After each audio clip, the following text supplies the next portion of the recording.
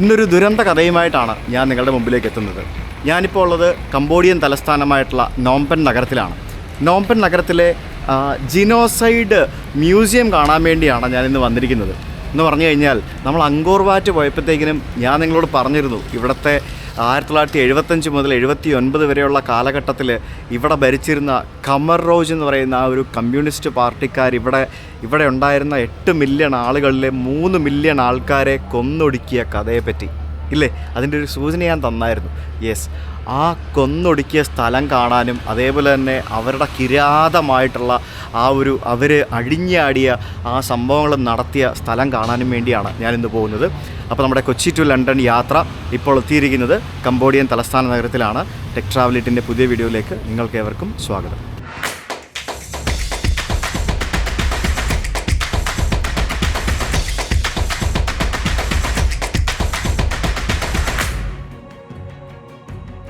Phnom Penh നഗര ഹൃദയത്തിൽ തന്നെയാണ് ഈ ഒരു ജെനോസൈഡ് മ്യൂസിയം സ്ഥിതി ചെയ്യുന്നത്. മ്യൂസിയം എന്ന് പറയുമ്പോഴത്തേക്കിനും ഇത് വെറും ഒരു മ്യൂസിയം അല്ല. ഇതിനകത്തേക്ക് കയറാനായിട്ട് $5 കൊടുത്തിട്ട് നമുക്ക് ടിക്കറ്റ് എടുക്കണം.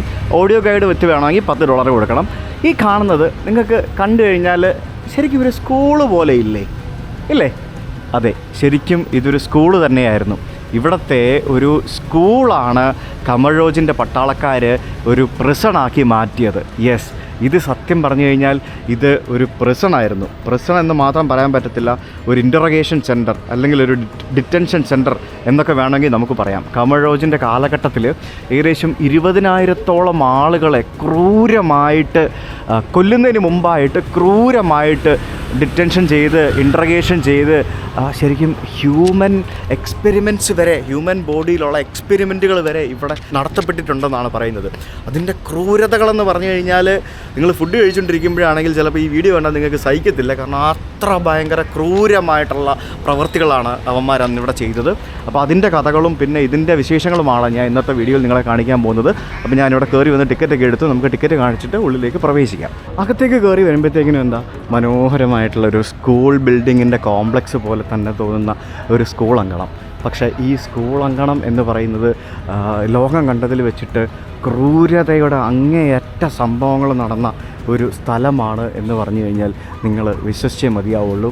ആ ക്രൂരതകൾ കാട്ടിയ ആളുകളെ പറ്റിയും അതേപോലെ തന്നെ അവിടെ കഷ്ടത അനുഭവിച്ച ജനങ്ങളെപ്പറ്റിയും എന്തൊക്കെയാണ് ഇവിടെ നടന്നിരുന്നത്. കംബോഡിയ 1975 മുതൽ 79 കാലഘട്ടം വരെ ആ ഒരു 3 വർഷം കംബോഡിയൻ ജനത അനുഭവിച്ച ആ ഒരു ദുരന്തം, ആ ദുരന്തത്തെ പറ്റിയാണ് ഞാൻ നിങ്ങളോട് പറയാൻ പോകുന്നത്. ഒരു കാലത്ത് കുട്ടികൾ ഇരുന്ന് പഠിച്ചിരുന്ന സ്കൂൾ മുറികളാണ്, ആ സ്കൂൾ മുറികളാണ് അവർ പിന്നീട് തടവറകളാക്കി മാറ്റിയത്. അങ്ങനെ നമുക്ക് ഇവിടെ പലതരത്തിലുള്ള തടവറകൾ കാണാൻ സാധിക്കും. അതിനകത്തൊരു വലിയ തടവറയാണ്. ഏകദേശം 20ഓളം ആളുകളാണ് ഈ വലിയ തടവറയിൽ ഇവിടെ കഴിഞ്ഞിരുന്നത്. പറ്റ ടൈം 20ഉം അതിന് മുകളിലും, ഡിപ്പെൻസ് ഓൺ ദ അവരുടെ ഇതനുസരിച്ചിട്ട്. അപ്പോൾ ഇവിടെ ചുമ്മാ തടവറയിൽ ആൾക്കാർ ഇടുകയല്ല, ഈ തടവറയിൽ ആളുകൾ കിടക്കുമ്പോഴത്തേക്കിനും അവരുടെ ദേഹത്ത് ഇതുപോലെയുള്ള ഇരുമ്പിൻ്റെ സംഭവങ്ങൾ ബന്ധിപ്പിച്ചിട്ടുണ്ടാവും. അവർക്ക് ഫ്രീ ആയിട്ട് മൂവ് ചെയ്യാൻ പറ്റാത്ത രീതിയിൽ ഇരുമ്പിൻ്റെ സംഭവങ്ങൾ ബന്ധിച്ചിട്ടുണ്ടാവും.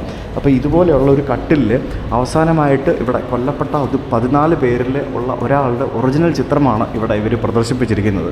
സ്കൂള് ഖമർ റോജിൻ്റെ ആൾക്കാർ കൈയടക്കിയതിന് ശേഷം ഇവർ സെക്യൂരിറ്റി പ്രിസൺ 21 S21 എന്നാണ് ഈ ഒരു കെട്ടിടത്തിന് പേര് കൊടുത്തത്. അതായത് S21 എന്നാണ് ഇവർ ഈ ഒരു ബിൽഡിങ്ങിന് പേര് കൊടുത്തത്. സെക്യൂരിറ്റി പ്രിസൺ 21 എന്നാണ് ഇപ്പോഴും ഇതറിയപ്പെടുന്നത്. ഈ സ്കൂളിലുണ്ടായിരുന്ന ഓരോ ക്ലാസ് മുറികളും അവർ തടവറകളും അതേപോലെ തന്നെ ടോർച്ചർ ചെയ്യുന്നതിന് വേണ്ടിയുള്ള ചേമ്പേഴ്സും ആക്കി കൺവേർട്ട് ചെയ്തു. 3 വർഷ കാലഘട്ടങ്ങളിൽ ഏകദേശം 20,000-ഓളം വരുന്ന ആളുകളാണ് ഇവിടെ തടവറയിൽ പാർത്തത്. അതെങ്ങനെയുള്ള ആളുകളാണെന്ന് ഞാൻ പറഞ്ഞുതരാം. അറ്റ് എ ടൈം ഇവിടെ 1500 മുതൽ 2000 ആളുകൾ വരെ ഉണ്ടാകും എന്നാണ് കണക്കുകൾ പറയുന്നത്. ഇവിടെ ആളുകളെ കൊണ്ടുവന്നിട്ട് അവരെ വിചാരണയ്ക്ക് വിധിച്ചിട്ട് അതിനുശേഷം മെജോറിറ്റി ഓഫ് ആളുകളെ ഇവർ കൊന്നൊടുക്കുകയാണ്. വിചാരണ എന്നൊക്കെ പറയുന്ന പേരിന് മാത്രമാണ്. കൊന്നൊടുക്കുന്നതിന് വേണ്ടി ഇവർ കൊണ്ടുപോയിക്കൊണ്ടിരുന്നത് കില്ലിംഗ് ഫീൽഡുകളിലേക്കാണ്. അതായത് ഇവിടെ ഇട്ട് ടോർച്ചർ ചെയ്ത് ഉപദ്രവിച്ചതിന് ശേഷം ഇവർ കില്ലിംഗ് ഫീൽഡിൽ കൊണ്ടുപോയിട്ട് കൊല്ലും. ഇവിടെയിട്ടല്ല കൊല്ലുന്നത്, ഇവിടെയും കൊല്ലും, കില്ലിംഗ് ഫീൽഡിൽ കൊണ്ടുപോയിട്ടും കൊല്ലും. ആ കില്ലിംഗ് ഫീൽഡിലേക്ക് നമ്മൾ ഇത് കഴിഞ്ഞിട്ട് ഇറങ്ങിയിട്ട് നമ്മൾ പോകും. പണ്ട് ഇവിടെ ഈ തടവറയിൽ ആളുകളെ കൊണ്ടുവരുമ്പോഴത്തേക്കിനും അവർക്ക് ഒരു പ്രത്യേക നിയമം ഉണ്ടായിരുന്നു. അതായത് നമ്മൾ ഈ സിനിമകളിലൊക്കെ കാണുന്ന പോലെ തന്നെ ഈ ജയിലിലേക്ക് ആൾക്കാരെ കൊണ്ടുപോകുമ്പോഴത്തേക്കിനും ആദ്യം അവരുടെ കംപ്ലീറ്റ് ഹിസ്റ്ററി ചകഞ്ഞെടുക്കും. ആ ചകഞ്ഞെടുത്തതിന് ശേഷം അവരെ നഗ്നരാക്കി കംപ്ലീറ്റ് പരിശോധനകളും കഴിഞ്ഞിട്ടാണ് ആളുകളെ ഉള്ളിലേക്ക് പ്രവേശിച്ചു വരുന്നത്. അപ്പോൾ ഇവിടുത്തെ കുറേ നിയമങ്ങൾ, അതായത് ഇവിടെ എഴുതി വെച്ചിരുന്ന നിയമങ്ങളാണ് ഈ ഒറിജിനൽ. അത് നമുക്ക് മനസ്സിലാക്കുന്നതിന് വേണ്ടി ഇവർ ട്രാൻസ്ലേറ്റ് ചെയ്ത് ഇംഗ്ലീഷിലാക്കി വെച്ചിട്ടുണ്ട്. അത് സിമ്പിളായിട്ട് പറഞ്ഞു കഴിഞ്ഞാൽ ഒരു എന്താ പറയുക, ഒരു ഡിക്റ്റേറ്റർഷിപ്പ് നടക്കുക ആ ഒരു കാലഘട്ടം എന്നൊക്കെ വേണമെങ്കിൽ പറയാം. അതായത് ചോദിക്കുന്നതിന് മാത്രമേ ഉത്തരം പറയാൻ പാടുള്ളൂ, എത്ര ആരെന്ത് ഉപദ്രവിച്ചാലും കരയാൻ പാടില്ല. ഇവരെ ഈ തടവറയിൽ പാർപ്പിച്ച ആളുകളെ വൈദ്യുതി ഷോക്ക് കൊടുക്കുമായിരുന്നു. അങ്ങനെ കൊടുക്കുമ്പോൾ കരയാൻ പാടില്ല, മറ്റുള്ളവരുമായിട്ട് ആരുമായിട്ടും മിണ്ടാൻ പാടില്ല. ഭക്ഷണം എന്ന് പറയുന്നത് ഒരു ദിവസം ഒരു വളരെ ലിമിറ്റഡ് ആയിട്ടുള്ള ഒരു 4 ഔൺസ് കഞ്ഞി, പിന്നെ എന്താ പറയുക ചുണ്ട് നനയ്ക്കാൻ മാത്രമുള്ള വെള്ളം, അങ്ങനെ സ്റ്റാർവേഷൻ മൂലം കുറേ ആൾക്കാർ മരണപ്പെട്ടായിരുന്നു. അങ്ങനെ കുറേ സംഭവങ്ങൾ. ഇതിനകത്ത് ഏതെങ്കിലും തരത്തിൽ ഇവരുടെ റൂൾസ് ആൻഡ് റെഗുലേഷൻസ് ആരെങ്കിലും തെറ്റിച്ച് കഴിഞ്ഞാൽ അവരെ നേരെ കൊണ്ട് കൊല്ലുകയാണ് ചെയ്തിരുന്നത്. ഈ ജീനോസൈഡ് മ്യൂസിയം എന്നാണല്ലോ ഈ ഒരു സ്ഥലത്തിന് അറിയപ്പെടുന്നത്. ഈ ജീനോസൈഡ് എന്ന് പറഞ്ഞാൽ അതിൻ്റെ അർത്ഥം ഒരു പർട്ടിക്കുലർ മൈനോറിറ്റിയിലുള്ള ആൾക്കാർ, അല്ലെങ്കിൽ ഒരു പർട്ടിക്കുലർ ഒരു ഗണത്തിൽപ്പെടുന്ന ഒരു ജീനിൽപ്പെടുന്ന ആളുകളെ കൊന്നൊടുക്കുക എന്നുള്ളതാണ് ജീനോസൈഡിൻ്റെ അർത്ഥം.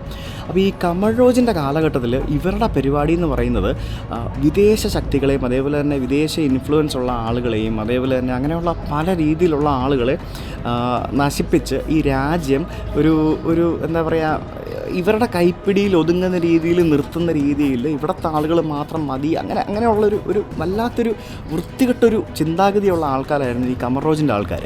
ഈ ഖമർ റോജിൻ്റെ ഇവരുടെ ശരിക്കുള്ള പേര് കമ്മ്യൂണിസ്റ്റ് പാർട്ടി ഓഫ് കംപൂച്ചിയ എന്നായിരുന്നു. ഇവർ ഏകദേശം 30 ലക്ഷത്തോളം വരുന്ന കംബോഡിയൻ ജനതയാണ് ഇവർ സത്യം പറഞ്ഞാൽ അന്ന് കൊന്നൊടുക്കിയത്. അപ്പോൾ ഇവരുടെ ഒരു മെയിൻ പരിപാടി എന്ന് പറയുന്നത് ഇവർക്കൊരു ക്ലാസ്ലെസ് അഗ്രേറിയൻ സൊസൈറ്റി ഉണ്ടാക്കിയെടുക്കുക എന്നുള്ളതായിരുന്നു ഇവരുടെ ഒരു മെയിൻ ഉദ്ദേശം എന്ന് പറയുന്നത്. അപ്പോൾ അത് കാരണം തന്നെ ഇവർ ഏറ്റവും കൂടുതലായിട്ട് ടാർഗറ്റ് ചെയ്തിരുന്നത് വളരെ വിദ്യാഭ്യാസം കൂടിയ ആളുകൾ, എഡ്യൂക്കേറ്റഡ് ആയിട്ടുള്ള ആളുകൾ, അതായത് ഡോക്ടർമാർ, വക്കീലന്മാർ, ടീച്ചർമാർ, എൻജിനീയേഴ്സ്, അതേപോലെ തന്നെ ഈ ക്രിസ്തുമത ആളുകൾ, ബുദ്ധമതത്തിൽപ്പെട്ട ആളുകൾ, മുസ്ലിം മതത്തിൽപ്പെട്ട ഇവരുടെ സിറ്റിസൺസ്, അതായത് ഇവർക്ക് മതമില്ലാതാക്കുക എന്നുള്ളൊരു ഉദ്ദേശം കൂടി ഇവർക്കുണ്ടായിരുന്നു. ഇവരുടെ ഈ ഒരു ഖമർ റോജിൻ്റെ ഈ ഒരു റെജിമെ, അവരുടെ ആ ഒരു പട്ടാളത്തെ എതിർക്കും എന്ന് തോന്നുന്ന ഏതൊരു തരത്തിലുള്ള മൈനോറിറ്റി ആൾക്കാരെയും ഇവർ വകവരുത്താൻ വേണ്ടി ശ്രമിക്കുമായിരുന്നു. ഈ ഖമർ റോജിൻ്റെ കാലത്തെ കുറേ പോളിസീസിനെ പറ്റി ഞാൻ പറയാം. അതായത് ഇവർ പ്രധാനമായിട്ടും ഈ സിറ്റീസിൽ നിന്നും പട്ടണങ്ങളിൽ നിന്നും ഫോഴ്സായിട്ട് ലക്ഷക്കണക്കിന് വരുന്ന ആളുകളെ മറ്റു പല സ്ഥലങ്ങളിലേക്ക് പലായനം ചെയ്യാൻ നിർബന്ധിക്കുമായിരുന്നു. അങ്ങനെ നിർബന്ധിച്ചിട്ട് പോകാത്ത ആൾക്കാരെ ഇവർ വകവരുത്തുമായിരുന്നു. അതേപോലെ തന്നെ ഇവിടെ ഉണ്ടായിരുന്ന സ്കൂളുകളും ഫാക്ടറികളും ആരാധനാലയങ്ങളും ഒക്കെ ഇവർ പൂട്ടി, പലതും തകർത്തു. ഇവിടെ ഉണ്ടായിരുന്ന കറൻസിയും മറ്റുമൊക്കെ അബോളിഷ് ചെയ്തു. പിന്നെ ഇവിടെ ഉണ്ടായിരുന്ന പല പ്രൈവറ്റ് പ്രോപ്പർട്ടീസും ഇവർ കൈയടക്കി. പിന്നെ നമുക്ക് സ്വന്തമായിട്ട് കല്യാണം കഴിക്കാൻ വേണ്ടിയുള്ളൊരു എബിലിറ്റി, അതായത് എനിക്ക് എൻ്റെ സ്വന്തം പാർട്ട്ണറെ കണ്ടെത്താൻ വേണ്ടിയുള്ളൊരു എബിലിറ്റി ഇല്ലാതാക്കി. അതേപോലെ തന്നെ എനിക്ക് സ്വന്തമായിട്ട് എവിടെ ജോലി ചെയ്യണം തീരുമാനിക്കാനും എനിക്ക് എന്ത് വസ്ത്രം ഉടുക്കണം എന്നുള്ള ആ ഒരു രീതിയിലുള്ള തീരുമാനമെടുക്കാനുമുള്ള സ്വാതന്ത്ര്യം ഇല്ലാതാക്കി. അതേപോലെ തന്നെ റീ എഡ്യൂക്കേഷൻ പ്രോഗ്രാംസ്, അങ്ങനെ ഒത്തിരി സംഭവങ്ങൾ, അതായത് ഏതൊക്കെ തരത്തിലൊരു രാജ്യത്തെ ഇല്ലാതാക്കാൻ പറ്റുമോ അതൊക്കെ തരത്തിലുള്ള കാര്യങ്ങളാണ് അന്നത്തെ കാലത്ത് കംബോഡിയൻ കമ്മ്യൂണിസ്റ്റ് പാർട്ടിയായ ഈ ഖമർ റോജ് എന്ന് പറയുന്ന ആൾക്കാർ ചെയ്തത്. ഇതുപോലെയുള്ള ധാരാളം തടവറകൾ നമുക്ക് ഇവിടെ കാണാൻ സാധിക്കും. ഇത് ശരിക്കും തുവോൾ സ്വാവായ് പ്രേ ഹൈസ്കൂൾ എന്ന് പറഞ്ഞ ഒരു സ്കൂളായിരുന്നു ഇത്. കംബോഡിയയിലെ നോംപെൻ നഗരത്തിലുണ്ടായിരുന്ന ഒരു സ്കൂളായിരുന്നു ഇത്. ആ സ്കൂളാണ് ഇത്തരത്തിലുള്ള ഒരു തടവറയാക്കി മാറ്റിയത്. ഇവിടെ ഇത് മാത്രമല്ല, ഇതുപോലെയുള്ള 100-ലധികം തടവറകൾ ഇവിടെയും പല നഗരങ്ങളിലുമായിട്ട് ഇവർ ചെയ്തിട്ടുണ്ട്. അത് നമുക്ക് കംബോഡിയയിലെ ഓരോ നഗരങ്ങളിൽ പോകുമ്പോഴത്തേക്കിനും നമുക്കത് വ്യക്തമായിട്ട് പല സ്ഥലങ്ങളിലും നമുക്ക് കാണാൻ സാധിക്കും. അപ്പോൾ ഈ ഒരു കെട്ടിടത്തിൻ്റെ ഗ്രൗണ്ട് ഫ്ലോർ എന്ന് പറയുന്നത് ഈ ഹയർ ഒഫീഷ്യൽസ് അല്ലെങ്കിൽ ഈ ഹൈലി എഡ്യൂക്കേറ്റഡ് ആയിട്ടുള്ള ആളുകളെ ക്രൂശിക്കാനും വിചാരണ ചെയ്യാനും ഒക്കെ ഉപയോഗിച്ചിരുന്ന ഒരു സ്ഥലമാണ്. നമുക്കിനി ഇതിൻ്റെ മുകളിലേക്ക് പോകാം, അവിടെ എന്താ സംഭവം എന്നുള്ളത് പോയി നോക്കണം. ഈ ഖമർ റോജ് അധികാരത്തിലെത്തിയപ്പോഴത്തേക്കിനും ഞാൻ പറഞ്ഞില്ലേ ഇവിടുത്തെ ഹൈലി എഡ്യൂക്കേറ്റഡ് ആയിട്ടുള്ള ആൾക്കാരെയൊക്കെ ക്രൂശിക്കാൻ തുടങ്ങിയെന്ന്. ആ സമയത്ത് ഇവിടുത്തെ ഇവർക്കെതിരെ നിന്നിരുന്ന കുറേ പൊളിറ്റിക്കൽ നേതാക്കൾ, പിന്നെ ഗവൺമെൻറ് ഓഫീസേഴ്സ്, അങ്ങനെയുള്ള ആൾക്കാരെയും ഇവർ വകവരുത്തിയിട്ടുണ്ടായിരുന്നു. അപ്പോൾ ഞാനിപ്പോൾ അതിൻ്റെ മുകളിലത്തെ നിലയിലേക്ക് എത്തുമ്പോഴത്തേക്കും നമുക്കിവിടെ കുറച്ചും കൂടെ വലിയ സെല്ലുകളാണ് നമുക്ക് കാണാൻ സാധിക്കുന്നത്. ഈ സെല്ലുകളിലൊക്കെ ഒരു കാലത്ത് അയ്യോ, ആയിരക്കണക്കിന് ആളുകൾ പീഡനം അനുഭവിച്ച് അവർ ദുരിതത്തിൽ കടന്ന ഒരു സംഭവമാണ്. അപ്പോൾ ഇവിടെ ഉണ്ടായിരുന്ന ജനതകൾക്കെല്ലാം ഇവർ ഇത്തരത്തിൽ അന്ധകാലത്ത് കമ്പികൾ ഇത്തരത്തിൽ ചെയ്തെടുത്തു. ഇവർ ആളുകൾ പുറത്ത് ചാടിപ്പോയിരിക്കാൻ വേണ്ടി. അപ്പോൾ ഈ ആളുകൾ അകത്ത് നിന്ന് പിടിച്ച് വളച്ച്, അതായത് ഈ കമ്പിയൊക്കെ വളച്ച് പുറത്ത് ചാടാൻ വേണ്ടി രക്ഷപ്പെട്ടതിൻ്റെ ആ ഒരു കമ്പിയൊക്കെ വളഞ്ഞിരിക്കുന്നതിൻ്റെ സംഭവങ്ങളൊക്കെ നമുക്കിപ്പോഴും ഇവിടെ എല്ലാം കാണാൻ സാധിക്കും. ഇവിടെയുള്ള എല്ലാ ജനലിൻ്റെയും കമ്പി ഇതിനകത്ത് കടന്ന തടവറയിൽ കടന്ന ആളുകൾ, പ്രിസണേഴ്സ് പിടിച്ച് വളച്ചിരിക്കുന്നത് നമുക്ക് കാണാൻ സാധിക്കും. ഈ ഒരു പ്രസൻറ്റിലേക്ക് ഒരു വ്യക്തിയെ കൊണ്ടുവരുമ്പോഴത്തേക്കിനും ആദ്യമേ തന്നെ ഞാൻ നേരത്തെ പറഞ്ഞ പോലെ തന്നെ അവരുടെ ഫോട്ടോഗ്രാഫ് എടുക്കും. ഫോട്ടോഗ്രാഫ് എടുത്തിട്ട് അവരെ പൂർണ്ണമായിട്ടുള്ള ദേഹപരിശോധന എല്ലാം നടത്തി പിന്നീട് അവർ ജനിച്ച നാളിൽ അവർക്ക് ഓർമ്മയുണ്ടായിരുന്ന സമയം മുതൽ അവരെ പിടിച്ച് ഇവർ ഇവിടെ കൊണ്ടുവരുന്ന വരെ ഉള്ള ദിവസങ്ങളിൽ സകലമാന അവരുടെ ജീവിതത്തിലെ ഹിസ്റ്ററികളും ഒരു ചോദ്യങ്ങളും എന്താ പറയുക, തിരിച്ച് ഒരു സംശയം പോലും തോന്നാത്ത രീതിയിൽ മറുപടി പറഞ്ഞ് അവരുടെ കംപ്ലീറ്റ് ഓട്ടോബയോഗ്രഫിയും എഴുതിയെടുത്തതിന് ശേഷമാണ് ഇതിനുള്ളിലേക്ക് പ്രിസണേഴ്സിനെ കയറ്റിയിരുന്നത്. ഈ കാണുന്ന ഈ തടവറയ്ക്കുള്ളിലെല്ലാം ആളുകൾ, ഇതിനകത്തെ പ്രിസണേഴ്സ് തല അങ്ങോട്ടും ഇങ്ങോട്ടും കൂട്ടിച്ചേർത്ത്, അതായത് തല ടു ഹെഡ് മുട്ടുന്ന രീതിയിൽ വേണമായിരുന്നു കിടക്കാനായിട്ട്. ഈ വലിയ തടവറകളിൽ എല്ലാം, ഇവിടെ ഏത് തടവറകളാണെങ്കിലും ഇവർ എന്താ പറയുക, നിലത്ത് ഞാൻ നേരത്തെ കാണിച്ച പോലെ കമ്പി കെട്ടിയും അതേപോലെ കോൺക്രീറ്റ് ബ്ലോക്കുകൾ ഇവരുടെ ദേഹത്ത് കെട്ടിയും അങ്ങോട്ടും ഇങ്ങോട്ടും പരസ്പരം മിണ്ടാൻ പറ്റാത്ത രീതിയിലും, മിണ്ടിക്കഴിഞ്ഞാൽ ഭയങ്കര ശിക്ഷ, മിണ്ടാൻ പാടില്ല, പിന്നെ കൊതുകുവലയില്ല, ബ്ലാങ്കറ്റില്ല, ഒരു സംഭവമില്ല. വളരെ മൃഗീയമായിട്ടുള്ള രീതിയിലാണ് അന്ന് ആ ഒരു പ്രിസണേഴ്സിനെ എല്ലാം അവർ ട്രീറ്റ് ചെയ്തിരുന്നത്. ഇവിടെ കുറച്ച് ടെക്സ്റ്റൈൽ ഒബ്ജക്ട്സ്, അതായത് അന്നത്തെ കാലത്ത് ഇവിടുത്തെ പ്രിസണേഴ്സും മറ്റും ഉണ്ടായിരുന്ന ആളുകളും അതേപോലെ തന്നെ ഖമർ റോജിൻ്റെ ആൾക്കാരും ഉപയോഗിച്ചിരുന്ന കുറച്ച് വസ്ത്രങ്ങളുടെ ഒരു കളക്ഷൻ നമുക്ക് ഇത്തരത്തിൽ കാണാൻ സാധിക്കും. പൊതുവെ ഇവിടെ ഉണ്ടായിരുന്ന പ്രിസണേഴ്സ് എല്ലാവരും ഇതുപോലെയുള്ള ഒരു കുട്ടി നിക്കർ മാത്രമാണ് ഇട്ടിരുന്നത് എന്നാണ് പറയപ്പെടുന്നത്. അപ്പോൾ അത് ആ നിക്കറൊക്കെ കണ്ടാൽ തന്നെ അറിയാം നമുക്ക് എന്തായിരിക്കും അവരുടെയൊക്കെ അവസ്ഥ എന്നുള്ളത്. ഇവിടുത്തെ തടവറയിലെ ജയിൽ പുള്ളികളുടെ ജീവിതം ഒരു ദിവസം 4:30 രാവിലെ 4:30 മണിയാകുമ്പോഴത്തേക്കിനും തുടങ്ങും. എല്ലാ ദിവസവും രാവിലെ ഇവിടുത്തെ പട്ടാളക്കാർ വന്നിട്ട് ഈ തടവറയിൽ കിടക്കുന്ന ആളുകളെ എല്ലാവരെയും തുണി ഊരി അവരുടെ ദേഹപരിശോധനയുണ്ട്. അതായത് അവരുടെ ശരീരത്തിലും അവരുടെ കയ്യിലും മറ്റുമൊന്നും അങ്ങോട്ടും ഇങ്ങോട്ടും ഉപദ്രവിക്കാനോ കൊലപ്പെടുത്താനോ ആത്മഹത്യ ചെയ്യാനോ പാടില്ലാത്ത ഒരു തരത്തിലുള്ള സാധനവുമില്ല എന്നിവർ ഉറപ്പുവരുത്തുമായിരുന്നു. അങ്ങനെ ഉറപ്പുവരുത്തിയതിന് ശേഷമാണ് അവരുടെ ഒരു ദിവസം ആരംഭിച്ചിരുന്നത്. ഇവർ എന്ത് ചെയ്യണമെന്നുണ്ടെങ്കിലും ഇവരുടെ പട്ടാളക്കാരുടെ അനുമതി ഇല്ലാതെ ചെയ്യാൻ പാടില്ല എന്നുള്ളതായിരുന്നു ഇവരുടെ നിയമം. അതായത് ഒരു തുള്ളി വെള്ളം കുടിക്കണം എന്നുണ്ടെങ്കിൽ പോലും ഇവരുടെ അനുമതി വേണം എന്നുള്ളതായിരുന്നു. അതായത് ആരെങ്കിലും ഇവരുടെ അനുമതി ഇല്ലാതെ ഒരു തുള്ളി വെള്ളം കുടിച്ചു കഴിഞ്ഞാൽ ചാട്ടവാറ് കൊണ്ട് അടി ആയിരുന്നു ഇവിടുത്തെ ശിക്ഷ. സ്വന്തം മനുഷ്യ വിസർജ്യവും അതേപോലെ തന്നെ മൂത്രവും വരെ ഇവിടുത്തെ ആളുകളെ അങ്ങോട്ടും ഇങ്ങോട്ടും കുടിപ്പിച്ചിട്ടുണ്ട് എന്ന് വരെ പറയപ്പെടുന്നുണ്ട്. അത്രയധികം ക്രൂരന്മാരായിരുന്നു ഖമർ റോജിൻ്റെ ആളുകൾ. അങ്ങനെ വളരെ അൺഹൈജീനിക് ആയിട്ടുള്ള ഒരു ലിവിങ് കണ്ടീഷനിലാണ് ഈ ജയിലിൽ ആളുകൾ താമസിച്ചിരുന്നത്. അതുകൊണ്ട് തന്നെ ഇവിടുത്തെ ആളുകൾക്ക് പലതരത്തിലുള്ള അസുഖങ്ങൾ, റാഷസ്, പിന്നെ പുഴുക്കടി തുടങ്ങി പലതരത്തിലുള്ള മാറാവ്യാധികളും വന്നിട്ടുണ്ട്. അങ്ങനെ പലതരത്തിലുള്ള അസുഖങ്ങൾ വന്നും ഇവിടെയുള്ള ധാരാളം ആളുകൾ കൊല്ലപ്പെട്ടിട്ടുണ്ട്. ഈ S21 പ്രസനിൽ ഒരാളെ കൊണ്ടുവന്നു കഴിഞ്ഞാൽ സാധാരണയായിട്ട് 2 മുതൽ 3 മാസം വരെയാണ് അവരിവിടെ പാർപ്പിക്കുന്നുണ്ടാവുക. ആ പാർപ്പിക്കുന്ന കാലഘട്ടങ്ങളിൽ ഇവരെ പലതരത്തിലുള്ള ഇൻട്രഗേഷൻ ചെയ്യുകയും അതിനുശേഷം പലതരത്തിലുള്ള ടോർച്ചേഴ്സ് ചെയ്യുകയും ചെയ്യുമായിരുന്നു.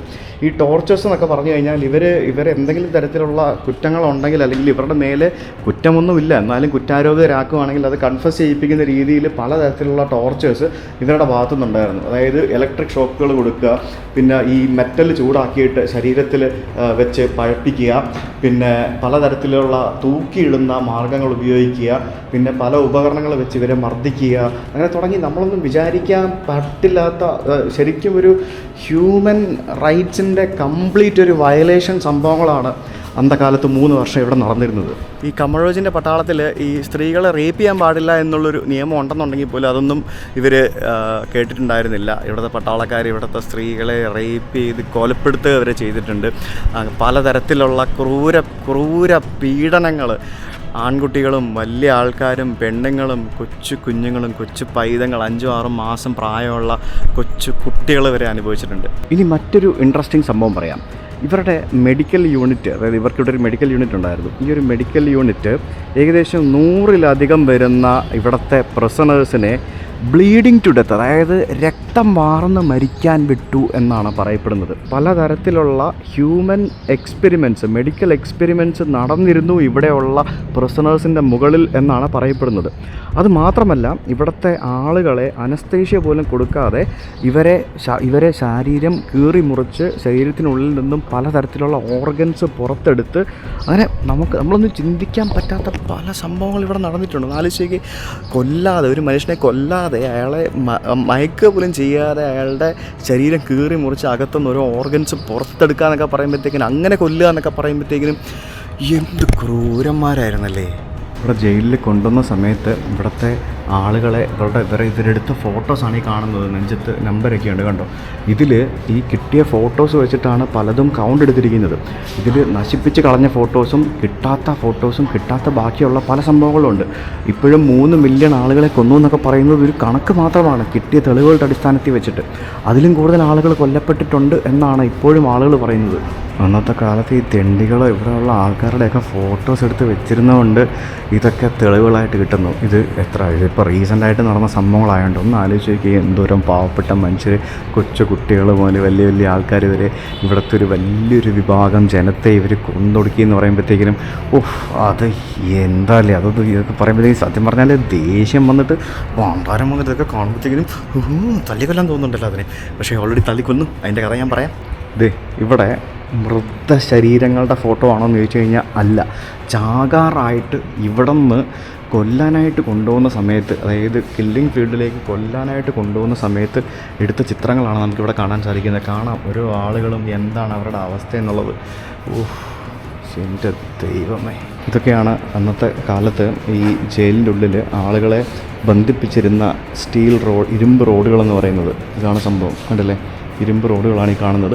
പിന്നെ കില്ലിംഗ് ഫീൽഡിലെ ഫോട്ടോസാണ് ഈ കാണുന്നത്. കില്ലിംഗ് ഫീൽഡിൽ നിന്നും ഇവർ ഖമറോജിൻ്റെ കാലഘട്ടത്തിന് ശേഷം ഡിസ്കവർ ചെയ്ത തലയോട്ടികളും അസ്ഥികൂടങ്ങളും അവിടുത്തെ ഓരോരോ സംഭവങ്ങളും. ഇവിടെ ഈ കാണുന്ന ഈ ടോർച്ചേഴ്സിനൊക്കെ പുറമെ ഇവിടുത്തെ ആളുകളെ ഉറങ്ങാൻ പോലും വിടാതെ ഇവർ ടോർച്ചർ ചെയ്തിരുന്നു. അതായത് ഇവരെ ഇത്രയൊക്കെ മാനസികമായിട്ടും ശാരീരികമായിട്ടും ഉപദ്രവിക്കുന്നതിനിടയ്ക്ക് ഇതുങ്ങളെ ഒന്ന് ഉറങ്ങാൻ പോലും വിടാതെ ഇവർ ടോർച്ചർ ചെയ്തിരുന്നു. പല പാവപ്പെട്ട ആളുകളെയും ഇവർ പിടിച്ച് കൺഫസ് ചെയ്യാൻ വേണ്ടി നിർബന്ധിച്ച്, സത്യം പറഞ്ഞു കഴിഞ്ഞാൽ ഇപ്പോൾ നമുക്കറിയാം നമ്മുടെ സ്വാതന്ത്ര്യ സമര കാലഘട്ടങ്ങളിൽ ഇപ്പം ബ്രിട്ടീഷുകാർക്കെതിരെ പ്രവർത്തിച്ച ആളുകളെയൊക്കെ പിടിച്ച് അവർ ജയിലിലാക്കുകയും കൊലപ്പെടുത്തുകയൊക്കെ ചെയ്തിട്ടുണ്ട്. അപ്പോൾ ആ സമയത്ത് അവർക്കെതിരെ പ്രവർത്തിച്ച ആളുകളെ മാത്രമാണ് പിടിച്ചതെന്നുള്ളെങ്കിൽ പറയാം. പക്ഷേ അല്ല, ഇവിടെ ഈ കമറോജിനെതിരെ പ്രവർത്തിച്ച ആളുകളെ മാത്രമല്ല, ഇവർ ഈ കമറോജ് എന്ന് പറയുന്ന ടീം ഇവിടുത്തെ ഒരു എന്താ പറയുക, കംപ്ലീറ്റ് പരിപാടികൾ മാറ്റുന്ന രീതിയിൽ മൊത്തത്തിൽ അങ്ങോട്ട് പൂന്ത് വിളയാടി പെരുമാറി എന്നാണ് നമുക്ക് പറയേണ്ടത്. ഇവിടെ ആദ്യം കൊല്ലപ്പെട്ട കുറച്ച് ആൾക്കാരുടെ ശരീരങ്ങൾ ഇവിടെ കോമ്പൗണ്ടിൽ തന്നെ ബറി ചെയ്തു. അതിനുശേഷം ഇത് ബറിയൽ സ്പേസ് ഒന്നും മതിയാവില്ല എന്ന് ഇവർക്ക് മനസ്സിലായി തുടങ്ങിയപ്പോഴാണ് ഇവിടെ നിന്ന് 15 കിലോമീറ്റർ ദൂരെയുള്ള ഒരു ബറിയൽ ഗ്രൗണ്ട്, ഒരു കില്ലിംഗ് സ്പേസും ബറിയൽ ഗ്രൗണ്ടും എല്ലാം കൂടി ഇവർ സെറ്റാക്കിയെടുത്തത്. അതിനുശേഷം അവിടെ ഒരു ഗ്രൂപ്പ് ഓഫ് ടീനേജേഴ്സിനെയും അതേപോലെ തന്നെ ഈ ഒരു കൊലപ്പെടുത്താൻ വേണ്ടി ഇവരുടെ കുറച്ച് ടീം ഓഫ് ആളുകളുണ്ട്. ഇവർ പലതരത്തിലുള്ള വെപ്പൺസും പല സംഭവങ്ങളൊക്കെ ആയിട്ട് അവരെ ട്രെയിൻ ചെയ്ത് അവിടെ സെറ്റാക്കിയിട്ട് ഇവിടെ നിന്ന് ആൾക്കാരെ അവിടെ കൊണ്ടുപോയിട്ട് അവിടെ ഇട്ട് കൊലപ്പെടുത്തുകയായിരുന്നു പരിപാടി. നമ്മളിപ്പോൾ ഇത് കഴിഞ്ഞിട്ട് നമ്മൾ അങ്ങോട്ടേക്ക് പോകും. അന്നേരം ഞാൻ അതിൻ്റെ വിശദമായിട്ടുള്ള കാര്യങ്ങൾ പറഞ്ഞുതരാം. കംബോഡിയൻ ജനത മാത്രമല്ല ഇവിടെ കൊല്ലപ്പെട്ടത്. ഇവിടെ കൊല്ലപ്പെട്ടവരുടെ കൂട്ടത്തിൽ സത്യം പറഞ്ഞു കഴിഞ്ഞാൽ പലതരത്തിലുള്ള വിദേശ രാജ്യങ്ങളിൽ നിന്നുള്ള ആൾക്കാരുമുണ്ട്. ഏകദേശം 500ഓളം വിയറ്റ്നാമീസ്, തായ് ജനത, ഫ്രഞ്ച് മനുഷ്യർ, അമേരിക്കക്കാർ, ഓസ്ട്രേലിയക്കാർ, ലാവോസിൽ നിന്നുള്ള ആൾക്കാർ, ഒരു അറബി, ഒരു ബ്രിട്ടീഷുകാരൻ, ഒരു കനേഡിയൻ സ്വദേശി, ഒരു ന്യൂസിലൻഡ് സ്വദേശി, ഒരു ഇന്തോനേഷ്യക്കാരൻ, പിന്നെ കുറച്ച് ഇന്ത്യൻ പാകിസ്ഥാനി ഡിസെൻഡൻ്റുള്ള ആൾക്കാർ, അങ്ങനെ പല സ്ഥലങ്ങളിൽ നിന്നുള്ള ആൾക്കാരെ ഇവരിവിടെ കൊല്ലുകയുണ്ടായി. വളരെ വലിയ ഒരു സ്കൂൾ അങ്കണമാണ് സത്യം പറഞ്ഞു കഴിഞ്ഞാൽ ഇതിൻ്റെ ബാക്ക് സൈഡിലേക്കാണ് ഞാനിപ്പോൾ വന്നിരിക്കുന്നത്. വളരെ വലിയൊരു ഏരിയ ആയിരുന്നു. അപ്പോൾ ആ ഏരിയ അവർ കംപ്ലീറ്റ് വളരെ മികച്ച രീതിയിൽ ഇപ്പോൾ ഒരു മ്യൂസിയം ആക്കി മാറ്റിയിരിക്കുകയാണ്. അപ്പോൾ ഇവിടേക്ക് വരുമ്പോഴത്തേക്കിനും ഇവിടെ നമ്മൾ കാണാൻ പോകുന്നത് ചെറിയ സെൽസാണ്. അതായത് നമ്മൾ ഇത്രയും നേരം വലിയ സെൽസ് നമ്മൾ കണ്ടെന്നുണ്ടെങ്കിൽ ഇപ്പോൾ നമ്മൾ കാണാൻ പോകുന്നത് കുഞ്ഞു സെല്ലുകൾ. അപ്പോൾ കുഞ്ഞു സെല്ലുകളെന്ന് പറയുമ്പോഴത്തേക്കിനും ഇതേപോലെയാണ് പണ്ട് ഇവർ ചെയ്തിരുന്നത്. അതായത് ആർക്കും അങ്ങോട്ടും ഇങ്ങോട്ടും പുറത്തേക്കോ അകത്തോട്ടൊന്നും പോകാൻ പറ്റാത്ത രീതിയിലാണ് ചെയ്തിരുന്നത്.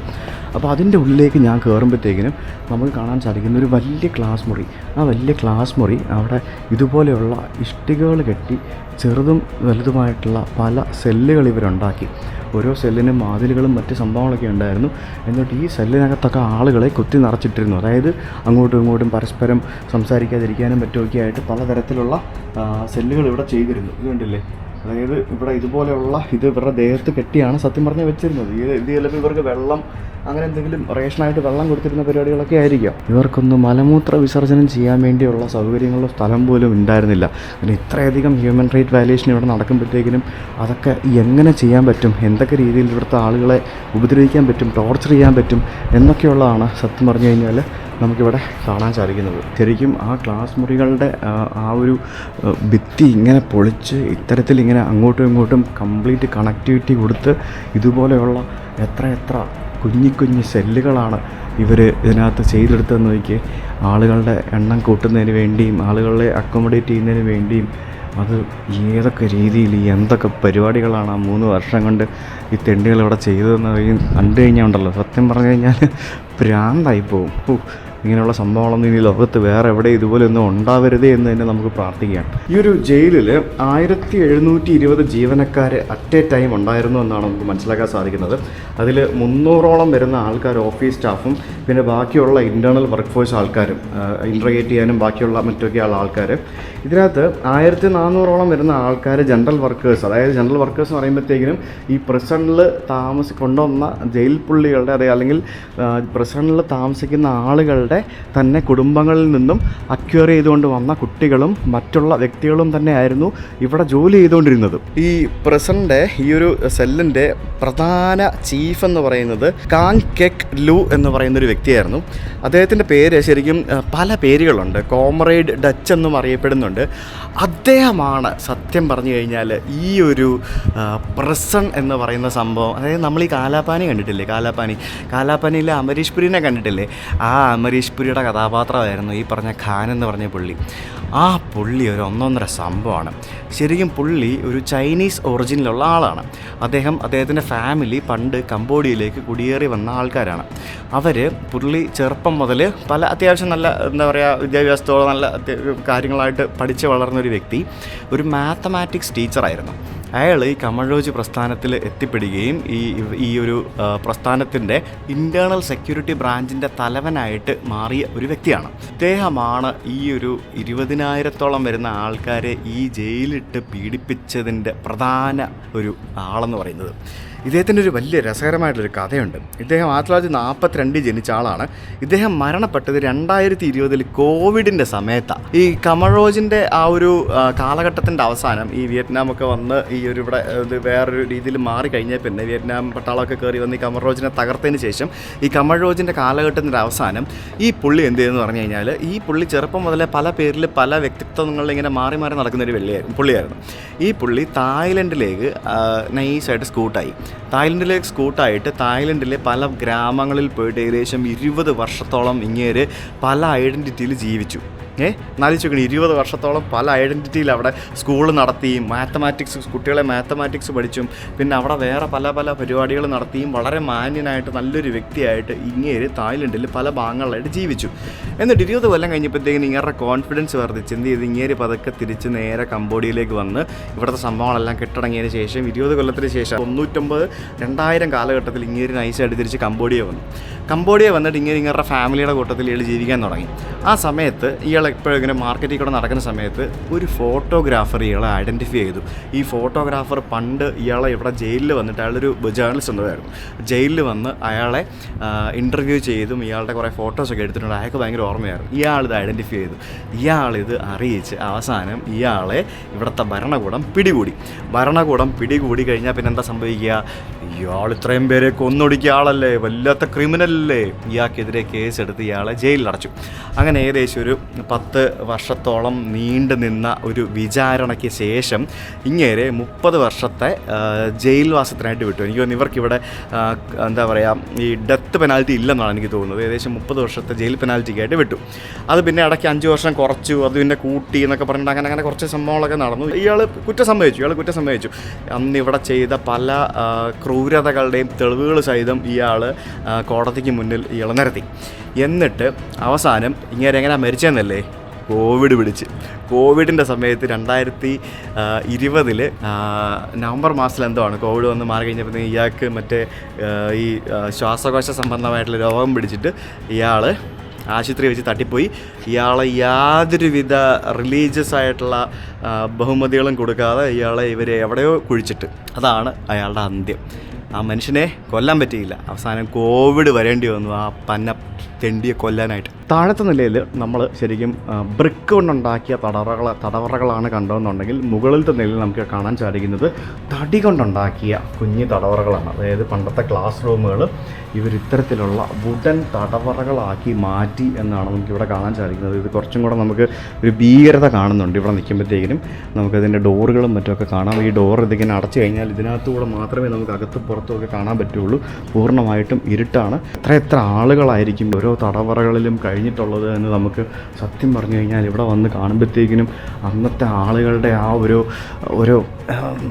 ഒരു കംപ്ലീറ്റ് സംഭവങ്ങളും, അതായത് അവരുടെ ആ ഒരു ഫീലിങ്സും അവരുടെ വേദനകളും അവരുടെ നിലവിളികളും മറ്റുമൊക്കെ സത്യം പറഞ്ഞു കഴിഞ്ഞാൽ ഈ ഒരു ക്ലാസ് മുറിക്കകത്ത് ചുറ്റി, അല്ലെങ്കിൽ ഈ ഒരു ജയിൽ മുറിക്കകത്ത് ഇങ്ങനെ ഇതിൻ്റെ ഭിത്തികളിൽ ഇങ്ങനെ പറ്റിപ്പിടിച്ചിരിപ്പുണ്ട്. അത് ഉറപ്പാണ്. ഒന്ന് ആലോചിച്ച് നോക്കിയാടാ, ഈ കൊച്ചു ചെറുക്കനൊക്കെ എന്ത് കുറ്റം ചെയ്തതിൻ്റെ പേരിലായിരിക്കുമല്ലോ ഇവനെയൊക്കെ പിടിച്ച് അകത്തിട്ടതും കൊന്നതൊക്കെ.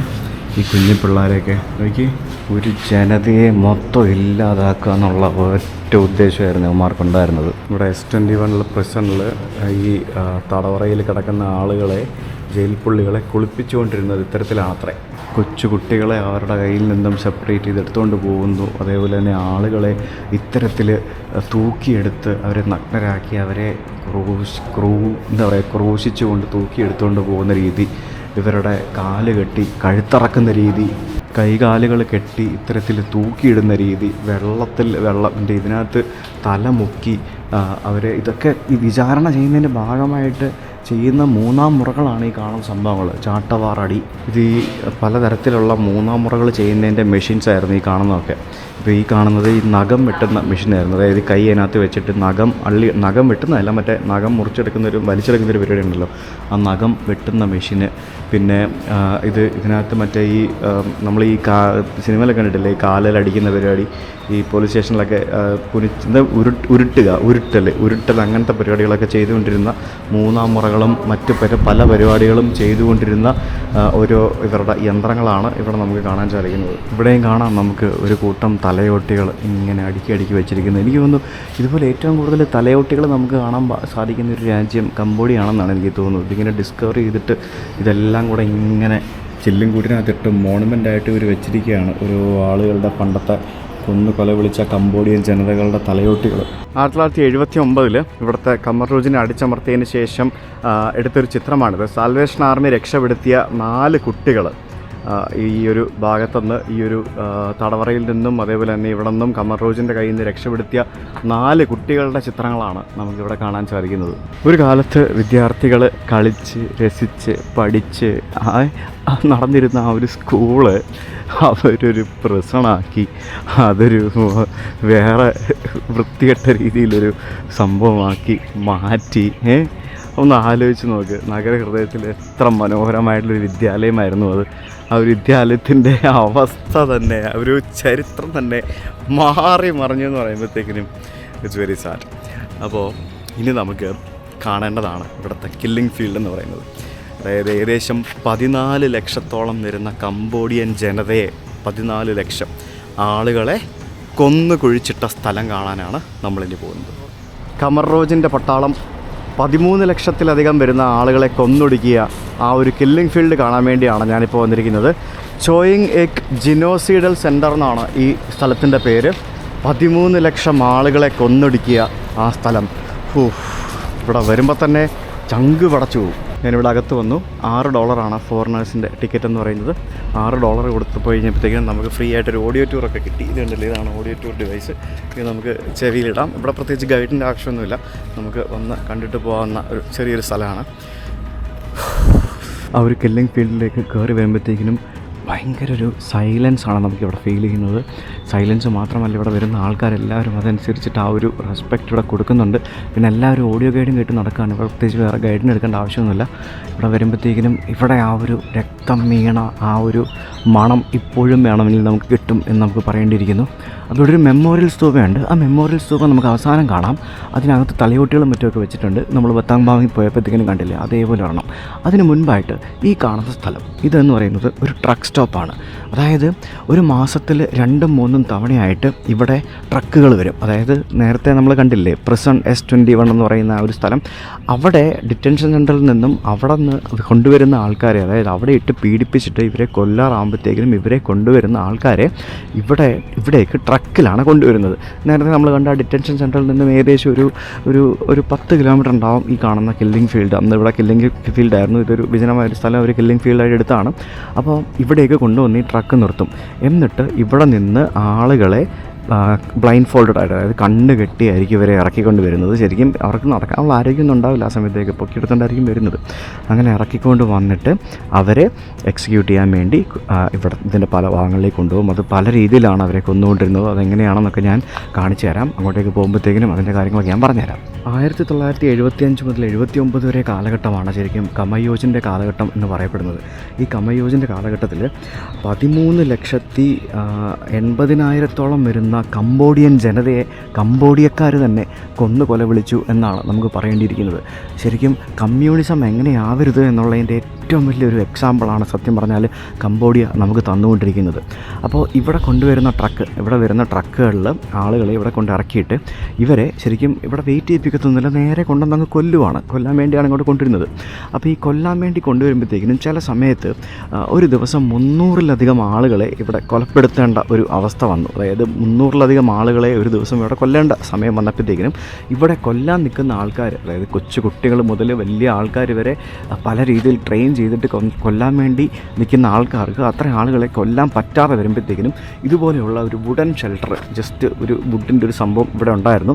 ഇതിനകത്ത് ഈ ചങ്ങലകളാൽ ബന്ധിപ്പിച്ച ഈ കൊണ്ടുവന്ന പാവപ്പെട്ട മനുഷ്യരെ, കൊല്ലാനായിട്ട് കൊണ്ടുവന്ന പാവപ്പെട്ട മനുഷ്യരെ അവസാനമായിട്ട് എന്താ പറയുക, ഈ കോഴിക്കൂടിനകത്ത് ഈ ചാകാനായിട്ട് പോകുന്നതിന് മുമ്പ്, കൊല്ലാനായിട്ട് കൊണ്ടുപോകുന്ന മുമ്പ് കോഴിക്കൂടിനകത്ത് ഈ കോഴികളെ ഇട്ടിട്ട് വണ്ടിയിലൊക്കെ കൊണ്ടുപോകുന്ന കണ്ടിട്ടില്ലേ, ഇങ്ങനെ കോഴികൾ കിടന്ന് അതേ അവസ്ഥയിൽ ഇവിടെ മനുഷ്യൻ കിടന്നിരുന്ന ഒരു ഷെഡ് ഉണ്ടായിരുന്നു. 1979 കമയോജിനെ കീഴടക്കിയതിന് ശേഷം ഇവിടുത്തെ ആ ഷെഡ് പൊളിച്ചു കളഞ്ഞു എന്നാണ് ഇവിടെ മനസ്സിലാക്കാൻ സാധിക്കുന്നത്. ഈ ഭാഗത്തായിട്ട് ഈ എക്സിക്യൂഷനേഴ്സ്, അതായത് ഇതിൻ്റെ മെയിൻ തലവൻ്റെ ഒരു ഓഫീസ് ഉണ്ടായിരുന്നു. ഇവർ പല രീതിയിലാണ് ആളുകളെ കൊന്നിരുന്നത്. കെമിക്കൽസ് ഉപയോഗിച്ച് കൊന്നിരുന്നു. അതായത് ഇപ്പം ഇത്രയും ആളുകളെ കൊല്ലാനായിട്ട് പല രീതികൾ ഉപയോഗിക്കേണ്ടി വരുമല്ലോ, എല്ലാവരെയും ഇപ്പം മാനുവലി തല്ലിക്കൊല്ലാൻ പറ്റത്തില്ലല്ലോ. അതുകൊണ്ട് തന്നെ പലതരത്തിലുള്ള കെമിക്കൽസ് ഇവർ ഉപയോഗിച്ചിരുന്നു. തലയ്ക്കടിച്ച് കൊന്നിരുന്നു. അതായത് കൂർത്ത ബാമ്പു സ്റ്റിക്കുകൾ കൊണ്ട് ബാമ്പുവിൻ്റെ സംഭവം കൂർപ്പിച്ചെടുത്തിട്ട് അതുകൊണ്ട് തലയുടെ പുറകിൽ അടിച്ചു കൊന്നിരുന്നു. പിന്നെ ഇവിടെ കൊച്ചു കുഞ്ഞുങ്ങളെയും അതുപോലുള്ള ആൾക്കാരെയൊക്കെ ഇവിടെയുള്ള മരത്തിൽ അവരുടെ കാലിൽ തൂക്കി കഴുത്ത് കൊണ്ട് അടിച്ച് കൊന്നിരുന്നു എന്നും പറയപ്പെടുന്നുണ്ട്. അതായത് കൊച്ചു പിള്ളേരെ കൊന്നതിൻ്റെ റീസൺ എന്ന് പറയുന്നത്, ഒരു ഫാമിലിയെ കൊലപ്പെടുമ്പോഴത്തേക്കിനും ആ കുഞ്ഞ് വലുതായി വന്ന് അതിൻ്റെ പ്രതികാരം തീർക്കരുത് എന്നുള്ള ഉദ്ദേശത്തോടു കൂടിയാണ് കൊച്ചു കുഞ്ഞുങ്ങളെ വരെ ഈ ക്രൂരന്മാർ കൊലപ്പെടുത്തിയത്. ഒന്ന് ആലോചിച്ച് നോക്കി. അതായത് 80 ലക്ഷം ജനസംഖ്യയുള്ള ഒരു രാജ്യത്തെ അവിടുത്തെ ആൾക്കാർ തന്നെ അവിടുത്തെ ഒരു 30 ലക്ഷം ജനസംഖ്യ കൊന്നൊടുക്കുകയാണെന്ന് പറഞ്ഞാൽ അതിൻ്റെ അവസ്ഥ ഒന്ന് ആലോചിച്ച് നോക്കി. പിന്നെ ഇവിടെ DDT ഉപയോഗിച്ചിരുന്നു. അതായത് ഈ ആളുകളെ കൊന്നതിന് ശേഷം കൊന്നിട്ട് ഈ ശവങ്ങളുടെ മുകളിലായിട്ട് ഇവർ DDT വിതറുമായിരുന്നു. അതായത് പല കാരണങ്ങളാണ്. അതായത് എന്താ പറയുക, പുഴുത്തു നാറായിരിക്കാനും പിന്നെ അത് കൊന്നതാണെന്ന് മനസ്സിലാക്കാനും ഒക്കെ ആയിട്ട് പലതരത്തിലുള്ള DDT പോലെയുള്ള സംഭവങ്ങൾ ഇവർ ഉപയോഗിക്കുമായിരുന്നു എന്നാണ് എനിക്ക് മനസ്സിലാക്കാൻ സാധിച്ചത്. ഇവിടെ കൊണ്ടുവന്ന് കൊലപ്പെടുത്തിയതിന് ശേഷം ഈ കൊലപ്പെടുത്തിയ ആളുകളെ ഇവരെ സംസ്കരിക്കണ്ടേ. അപ്പോൾ ഇതുപോലെയുള്ള ചെറുതും വലുതുമായിട്ടുള്ള കുഴികളെടുത്തിട്ട് ആ ഒരു കുഴിക്കകത്ത് കുറേ ആളുകളുടെ മൃതദേഹം ഒരുമിച്ചിട്ടാണ് ഇവർ സംസ്കരിച്ചുകൊണ്ടിരുന്നത്. അപ്പോൾ ഇവിടെ കുറേ ഗ്രേവ്സ് കാണാൻ സാധിക്കും കണ്ടെടുത്തായിട്ടുള്ള. അങ്ങനെ 450 മനുഷ്യരുടെ മൃതദേഹങ്ങൾ സംസ്കരിച്ച ഒരു മാസ് ഗ്രേവാണ് നമുക്ക് ഇവിടെ കാണാൻ സാധിക്കുന്നത്. ഇതുപോലെയുള്ള ധാരാളം ഉപകരണങ്ങൾ ഉപയോഗിച്ചാണ് ഇവരെ ആളുകളെ കൊലപ്പെടുത്തിക്കൊണ്ടിരുന്നത്.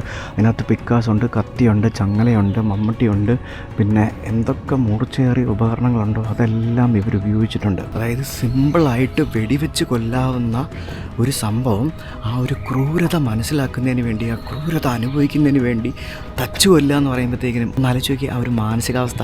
കംബോഡിയയുടെ പല ഭാഗങ്ങളിൽ ഇതുപോലെയുള്ള മാസ് കില്ലിംഗ് ഫീൽഡുകൾ ഉണ്ടായിരുന്നു. നമ്മൾ ബത്താംബാങ്ങിൽ കണ്ട ഒരു ചെറിയ സംഭവമായിരുന്നെങ്കിൽ ഇവിടെ ഏകദേശം 13,86,734 പേരെ എക്സിക്യൂട്ട് ചെയ്തു എന്നാണ് ഔദ്യോഗികമായിട്ട് പറയുന്നൊരു കണക്ക്. അത് ചിലപ്പോൾ കൂടുകയാവത്തുള്ളൂ, കുറയാൻ സാധ്യതയില്ല. കാരണം ഇവിടെ പല തരത്തിൽ ഇവർ ചെയ്ത റിസർച്ചുകളിൽ നിന്നാണ് അത്തരത്തിലുള്ള സംഭവങ്ങൾ ഇവർ കണ്ടെത്തിയത്. നമ്മൾ ഈ കാണുന്ന സ്ഥലങ്ങളൊക്കെ ആളുകളെ കുഴിച്ചിട്ട സ്ഥലങ്ങളാണ്. അതായത് ഇവിടെ നിന്ന് ആ കുഴിച്ചിട്ട ആളുകളുടെ അസ്ഥികൂടങ്ങൾ ഇവർ പല സ്ഥലങ്ങളിൽ നിന്നായിട്ട് കണ്ടെത്തിയിട്ടുണ്ട്. ആ അസ്ഥികൂടങ്ങളൊക്കെയാണ് അവിടെ മുമ്പിലൊരു മെമ്മോറിയൽ സ്തൂപയായിട്ട് വെച്ചിരുന്നത്. ശരിക്കും പറഞ്ഞു കഴിഞ്ഞാൽ ഇവിടെയൊക്കെ നിൽക്കുന്ന ഒരു ഇതുണ്ടല്ലോ, അത് വേർഡ്സ് ടു സേ എനിത്തിങ്. ഇവിടെ ഒരു മരം നിൽപ്പുണ്ട്. ഈ മരത്തിന് ഒത്തിരി കഥകൾ പറയാനുണ്ട്. ഇവിടെ കൊല്ലപ്പെട്ട ആളുകളുടെ ശബ്ദം മുഴുവൻ ഒപ്പിയെടുത്തൊരു മരമാണിത്. അതായത് ഇവിടെ ഒരു വലിയൊരു ലൗഡ് സ്പീക്കർ ഇവർ ഈ മരത്തിൽ തൂക്കിയിട്ടിരുന്നു. എന്തിനാന്ന് പറഞ്ഞു കഴിഞ്ഞാൽ ഇവിടുത്തെ ആളുകളെ കൊല്ലുന്ന സമയത്ത് അവരുടെ നിലവിളി പുറത്ത് കേൾക്കാതിരിക്കാൻ വേണ്ടി ഇവിടെ വലിയൊരു ലൗഡ് സ്പീക്കർ കെട്ടിയിട്ട് ആ ലൗഡ് സ്പീക്കറിൽ നിന്നും ഒരു തരത്തിലുള്ള ശബ്ദം ഇവരുണ്ടാക്കുമായിരുന്നു. അപ്പോൾ ഈ മരം അതെല്ലാം കേട്ടിട്ടുണ്ടാവണം. എന്താല്ലേ, ഇവിടെ എക്സ്കവേഷൻ ചെയ്ത് കണ്ടെത്തിയ കുറേ ബോൺസ് ഇവിടെ ഇത്തരത്തിൽ ചില്ലുംകൂട്ടിൽ ഇട്ട് വെച്ചിട്ടുണ്ട്. ഇതൊക്കെ ആളുകളുടെ അസ്ഥികൂടങ്ങളും പല്ലുകളും ഒക്കെയാണ്. ഞാൻ പറഞ്ഞില്ലേ, കൊച്ചു കുട്ടികളെ ഇവർ തലയ്ക്കടിച്ച് കൊന്നിരുന്നു. അതായത് തല മരത്തിൽ അടിച്ച് കൊന്നിരുന്നു. ഈ മരത്തിലാണ് ആ കുഞ്ഞു കുട്ടികളെയൊക്കെ ഇവർ അടിച്ചു കൊന്നിരുന്നത്. അതായത് 8 മാസം 5 മാസം പ്രായമുള്ള കുഞ്ഞു പിള്ളേരെ വരെ ഈ കാലമാടന്മാർ കൊല വിളിച്ചു എന്ന് പറയുമ്പോഴത്തേക്കിനും ഒന്ന് ആലോചിച്ച് നോക്കാം. മനുഷ്യരുടെയൊക്കെ ആ ഒരു അവസ്ഥയെ എന്തായിരിക്കുമല്ലേ, എത്ര ക്രൂരന്മാരായിരുന്നൊക്കെയാണ് അല്ലേ ഇവരൊക്കെ. ജയിലിലെ പോലെ തന്നെ ഇവിടേക്ക് ആളുകളെ കൊണ്ടുവരുമ്പോഴത്തേക്കിനും അവരുടെ ഒരു ഫോട്ടോഗ്രാഫ് എടുക്കുമായിരുന്നു ഇവർ കൊണ്ടുവരുമ്പോൾ തന്നെ. ആ ഫോട്ടോ എടുത്തിട്ട് പിന്നീട് അവരെ തുണിയില്ലാതെയാണ് ഇവരെ കൊലപ്പെടുത്തിക്കൊണ്ടിരുന്നതെന്നും പറയുന്നുണ്ട്. അവർ ഉടുതുണി പോലും ഇല്ലാതെയാണ് ഇവരിൽ പലരുടെയും എന്താ പറയുക കൊല ഇവിടെ നടന്നിരുന്നതെന്നാണ് പറഞ്ഞു കേൾക്കുന്നത്. അതിൻ്റെ സംഭവങ്ങളൊക്കെ എന്തായാലും അത് വല്ലാത്തൊരു സംഭവമാണ്. ഇനി ആ ഒരു സ്തൂപം കണ്ടിട്ട് ഒരു കാര്യം കൂടെ ഞാൻ പറയാം. ഇതാണ് ആ ഒരു സ്തൂപം എന്ന് പറയുന്നത്. അതായത് ഇവിടെ ഒരു സ്തൂപം ഉണ്ടാക്കിയിരിക്കുകയാണ് ഇവർ. ഈ സ്തൂപം എന്ന് പറയുന്നത് എന്താണെന്ന് പറഞ്ഞു കഴിഞ്ഞാൽ ഇതിനകത്ത് അസ്ഥികൂടങ്ങളും തലയോട്ടികളും മാത്രമാണ്. അസ്ഥികൂടങ്ങളും തലയോട്ടികളും മാത്രം വെച്ചുണ്ടാക്കിയ ഒരു സ്തൂപം നമുക്ക് വേറെ എവിടെയും കാണാൻ സാധിക്കുമെന്ന് എനിക്ക് തോന്നുന്നില്ല. ഈ ഒരു സ്തൂപത്തിൻ്റെ ഉള്ളിലേക്ക് നമുക്ക് കയറി വരുമ്പോഴത്തേക്കിനും നമുക്കിവിടെ ജനലുകൾ തുറന്നിട്ടിട്ടുണ്ട്. ഇവിടെ കുറച്ച് ആളുകളുടെ വസ്ത്രങ്ങൾ, പിന്നെ കൊലയ്ക്ക് ഉപയോഗിച്ച ടൂൾസ്, പിന്നെ അതേപോലെ തന്നെ ഇവിടെയുള്ള തലയൊട്ടികളിൽ നമുക്ക് പലതരത്തിലുള്ള എവിഡൻസുകൾ കാണാൻ സാധിക്കും. അതായത് ക്ലീനിങ് റോഡ് ഉപയോഗിച്ച് തല്ലിക്കൊന്നതിൻ്റെയും, പിന്നെ പിക്കാസ് വെച്ച് കൊന്നതിൻ്റെയും, അയൺ ടൂൾ ഉപയോഗിച്ച് അടിച്ചു കൊന്നതിൻ്റെയും, പിന്നെ പല്ലിൻ്റെ ഓരോ ട്രീറ്റ്മെൻറ്റുകൾ നടത്തിയതിൻ്റെയും, അങ്ങനെയുള്ള തടി ഉപയോഗിച്ച് കൊന്നതിൻ്റെയും തുടങ്ങി പലതരത്തിലുള്ള സംഭവങ്ങൾ നമുക്കിവിടെ കാണാൻ സാധിക്കും എന്നുള്ളതാണ്. ഇത് ഒന്ന് ആലോചിച്ച് നോക്കിയേ, എത്ര കംബോഡിയക്കാരുടെ തലയോട്ടികളാണ് ഇവിടെ. തല വെട്ടിയെടുത്ത് കൊന്ന് ഒന്നും പറയാനില്ല മോനെ. തല വെട്ടി കൊന്നിട്ടുണ്ട്, അല്ലാതെ കൊന്നിട്ടുണ്ട്. എങ്ങനെയൊക്കെ കൊന്നിട്ടുണ്ടോ, എങ്ങനെയൊക്കെ കൊല്ലാമോ ആ രീതിയിലൊക്കെ കൊന്നിട്ടുണ്ട്. അത്ര മൃഗീയമായി ക്രൂരമായി കൊലപ്പെടുത്തിയ ഒരു ജനതയുടെ തലയോട്ടികളാണ് നമുക്കിവിടെ കാണാൻ സാധിക്കുന്നത്. തലയോട്ടി മാത്രമല്ല, കയ്യുടെയും കാലിൻ്റെ അസ്ഥികൾ വരെ ഉണ്ട്. അതൊക്കെ കമ്പിയൊക്കെ ഇട്ട് അതേപോലെ പലതരത്തിലുള്ള സംഭവങ്ങളൊക്കെ. നമ്മുടെ ഇവിടെ ടോക്ക് എനിക്ക് സംസാരിക്കാൻ പറ്റുന്നില്ല. പുറത്തിറങ്ങുക, എനിക്ക് പറ്റാനുള്ളത് കാണാൻ. ഇതുപോലെ ഒരു അനുഭവം വേറെ എവിടെ നിന്നും ഉണ്ടായിട്ടില്ല കേട്ടോ.